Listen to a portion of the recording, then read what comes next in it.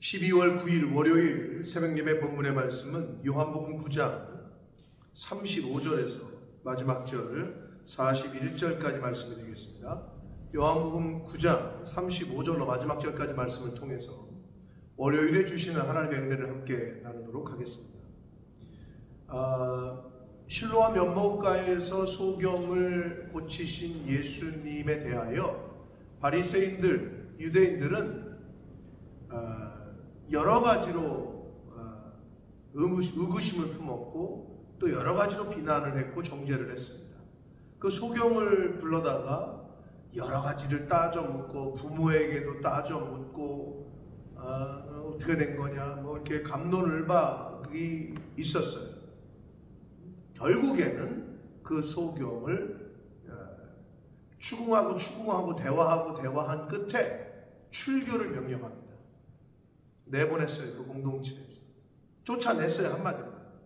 자, 그러자 그 소경 맹인 되었던 예수님이 고쳐주신 그 맹인을 다시 예수님이 만나십니다. 그러시면서 육체적인 눈만 띄어게 해준 게 아니라 예수님께서 이제 그에게 영적인 눈을 뜨게 하시는, 구원을 받게 하시는 구원의 말씀을 그에게 이제 제안을 하시고 전하게 됩니다. 그러자 그 소경은 그 예수님의 그리스도 되심을, 메시아 되심을 믿음으로 받고 영접하는 그 내용이 오늘 단락에 기록되어져 있습니다. 한 절씩 보시면서 오늘 단락에서 주시는 교훈을, 짧지만 중요한 교훈이 많이 있어요. 함께 받도록 하겠습니다. 35절입니다. 예수께서 그들이 그 사람을 쫓아냈다 하는 말을 들으셨더니 그를 만나사 이르시되 네가 인자를 믿느냐? 라고 말씀하십니다.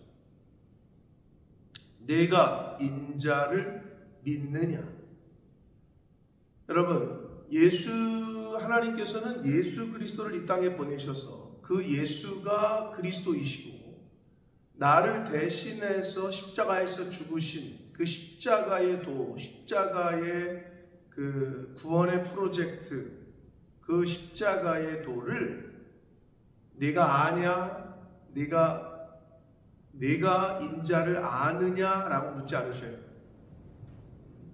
네가 인자를 믿느냐라고 묻으십니다.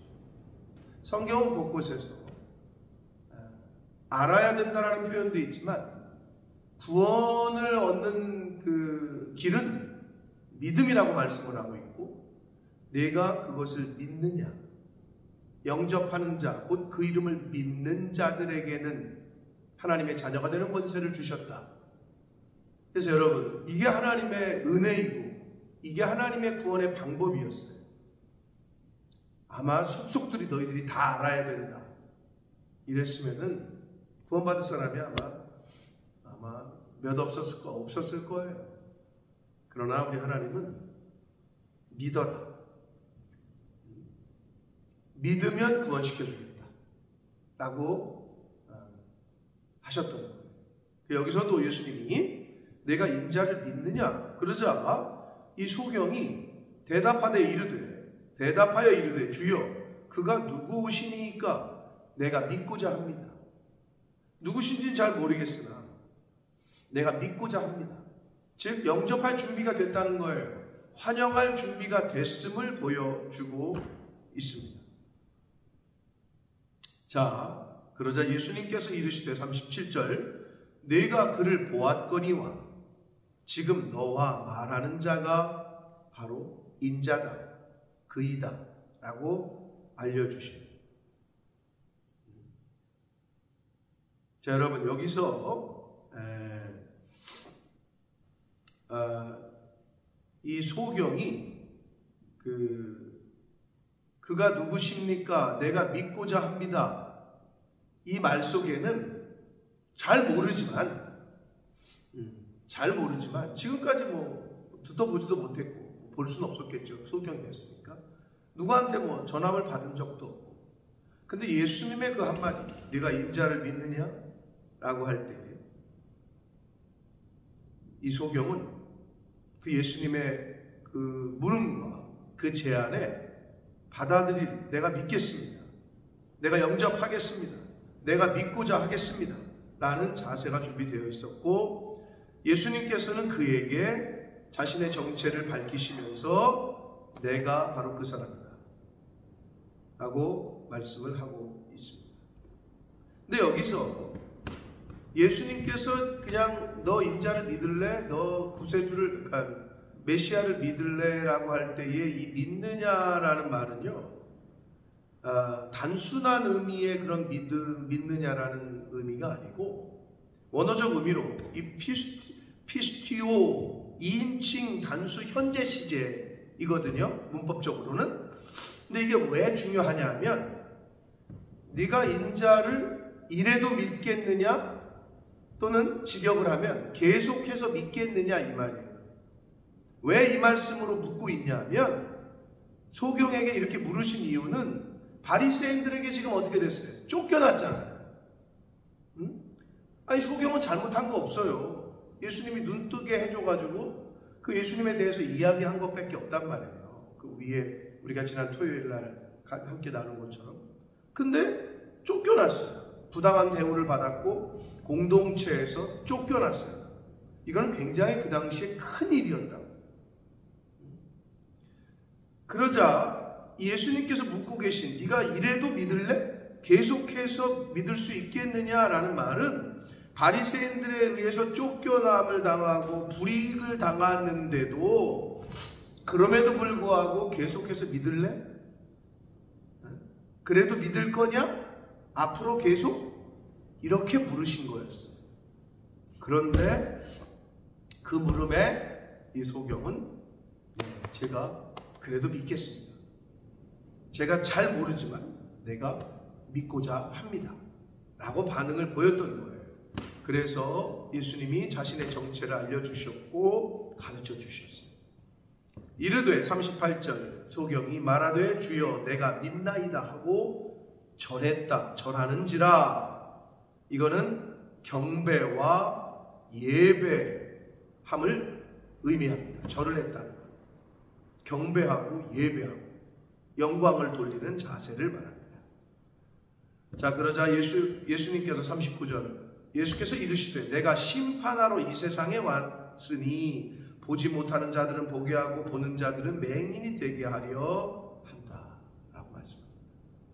약간 무슨 말이지? 라고 생각하실 수 있겠습니다만은 계속 읽어보시고 또 앞뒤 전후 문맥상에서 묵상을 하시면 아실 수 있을 텐데, 예수 그리스도가 이 땅에 오신 것은 세상을 심판하려 함이 아니요 구원하러 왔다고 말씀하셨잖아요. 그런데 이 구원하러 오신 그 예수님의 오신 목적 가운데, 의미 가운데 그 예수님의 오심은 양면성이 있다는 거예요. 동전의 양면성이 있죠. 앞면과 뒷면이 있듯이 예수님의 오심 자체가 그렇다는 거예요. 그게 무슨 말이냐? 믿는 자들은 구원을 받아요. 그러나 믿지 아니하는 자들은 반대로 심판을 받는다는 거예요.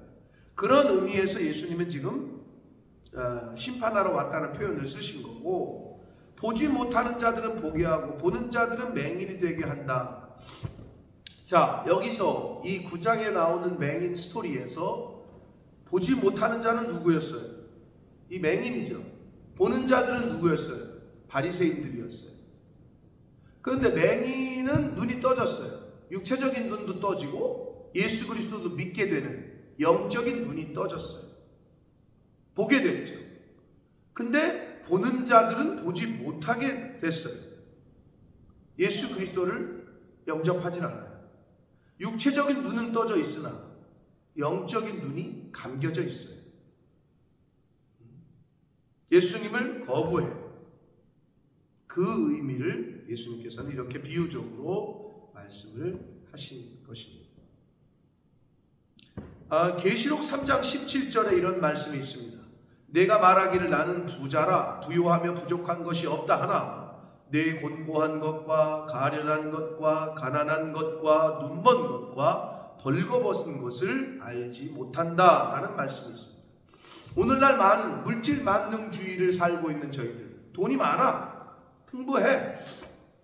그러면서 뭐 넉넉해요, 뭐 살만해요, 부유해요, 풍부해요 라고 말을 한단 말이에요. 그러나 여러분, 이 계시록 3장에 있는 말씀처럼 그들은 곤고한 것과 가련한 것과 가난한 것과 눈먼 것과 벌거벗은 것, 자기가 지금 그런 상태인 것을 알지를 못해요.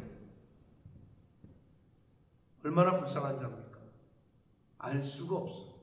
알지를 못해.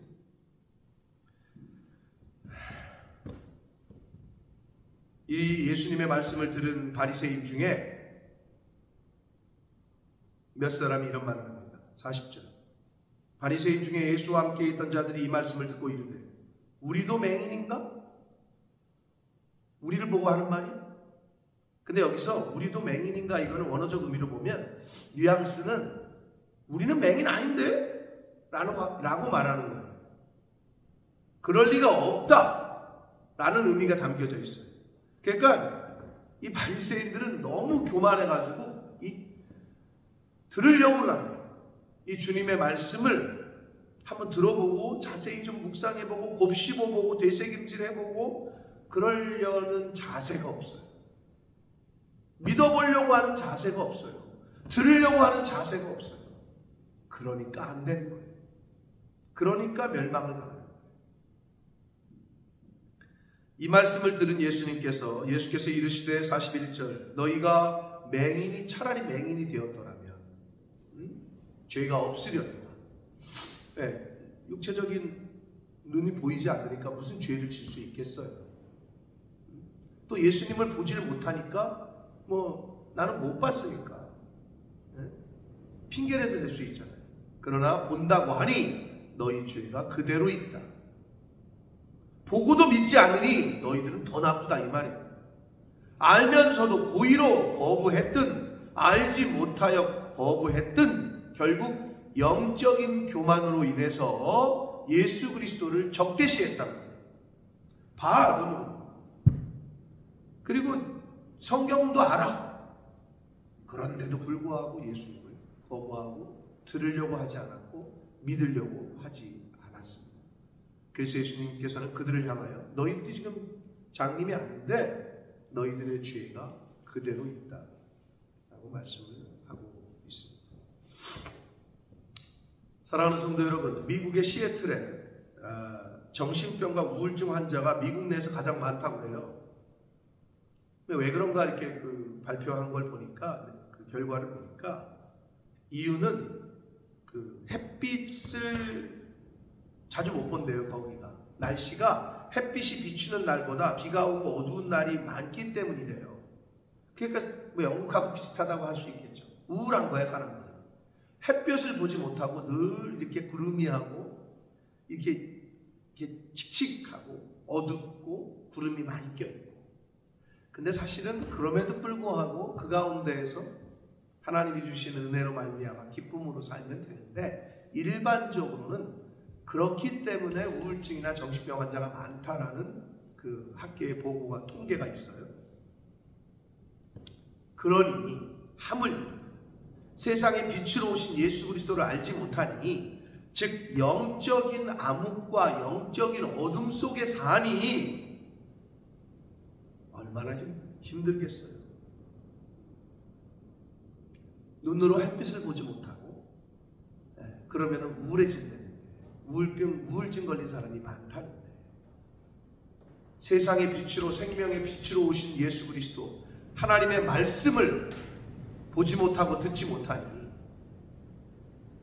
영적인 암흑이니 어두움이니 얼마나 힘든 인생을 살 수밖에 없지 않겠습니까? 사랑하는 성도 여러분, 예수님은 분명히 자기가 세상의 빛으로 왔다, 생명의 빛이다 내가, 이렇게 말씀하셨습니다. 인간뿐만 아니라 모든 동물과 식물은 햇빛을 받지 않으면 죽어요. 영적으로도 마찬가지입니다. 우리의 영혼을 살리고 우리의 보이지 않는 이 영을, 마음을 살릴 수 있는 것은 바로 생명의 빛, 세상의 빛으로 오신 예수 그리스도, 그 예수 그리스도 말씀의 본체로 오셨다. 하나님의 말씀이 곧 우리의 영혼을 다시 소성케 하고 살리게 되는 줄 믿습니다. 말씀을 만나시고 말씀을 읽으시고 말씀을 영접하시고 이 하나님의 말씀으로 인하여 매일매일 영혼이 다시 살게 되고 새 힘을 얻고 회복되어지는 그런 은혜를 받으며 살아가시는 저와 여러분이 되시길 예수 그리스도 이름으로 축복합니다.